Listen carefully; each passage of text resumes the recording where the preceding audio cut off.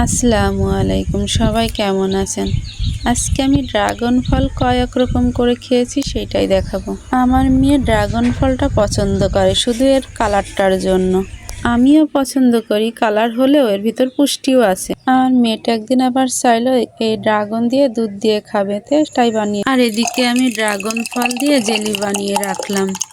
সকালে নাস্তা হিসাবে এই জেলিটা ভালোই হবে পাউরুটির সঙ্গে। এই দেখুন কত সুন্দর লাগছে। কয়েক টুকরা ড্রাগন দিয়ে আটার ভিতর মেখে নিয়ে এই যে পাকন পিঠা ভেজেছিলাম। এই দেখুন কত সুন্দর ফুলেছিল, বেশ সুন্দর হয়েছিল, খেতেও বেশ টেস্টি হয়েছিল। পাকন পিঠা যেমন লাগে। তো ভিডিওটা আজ এই পর্যন্তই রেখে দিলাম। আমার ভিডিওটা ভালো লাগলে একটা লাইক করে দিবা, আর ভালোবেসে একটা সাবস্ক্রাইব করে দিবা। আর যদি সাবস্ক্রাইব করেই থাকো ইতিমধ্যে, তো অনেক অনেক ধন্যবাদ। আল্লাহ হাফেজ।